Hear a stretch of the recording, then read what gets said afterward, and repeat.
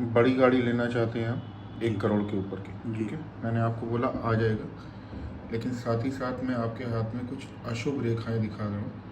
जहाँ जहाँ पर रेड मार्क किया हुआ है ये रेखाएं बुरी हैं, और आपके हाथ में ये जो शनि की उंगली में ये पोर मैंने रेड पॉइंट बनाए हैं, 2 लाइनें खींची हैं, और ये सूर्य की, इसका मतलब ये है कि आप किसी भी तरह का कोई गड़बड़ काम मत करिएगा।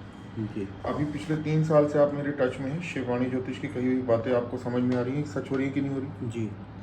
ट्रम्प के बारे में जो लिखा हुआ दिखा, जी बिल्कुल। महंगाई के लिए, युद्ध के लिए, सारी बातें सच हुई। महंगी। पहले से बता दिया था मैंने।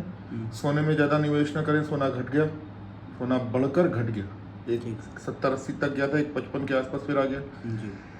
आपकी कुंडली के अंदर बहुत अच्छे योग हैं, लेकिन आपका शनि तीसरे घर में है। तीसरे घर का शनि ये कह रहा है कि अगर आपने लालचवश कोई भी दूसरा काम किया तो टाइटैनिक डूब जाएगा, और उसका सीधा असर पिता पर, उसके स्वास्थ्य पर, आपके खुद के स्वास्थ्य पर और मान सम्मान पर पड़ेगा।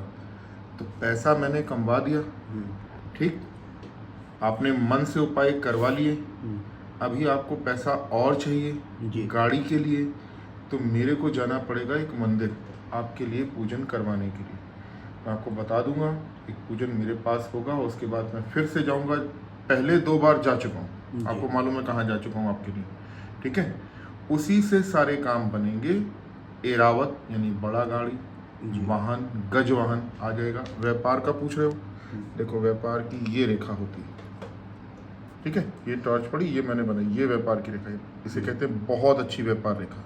और व्यापार आपका बढ़ रहा है, मान सम्मान आपका बढ़ रहा है, लेकिन स्वास्थ्य खराब होगा गलत खान पीन के कारण। स्वास्थ्य को देखिए, कोई हैवी इन्वेस्टमेंट लालच के वश ना करें।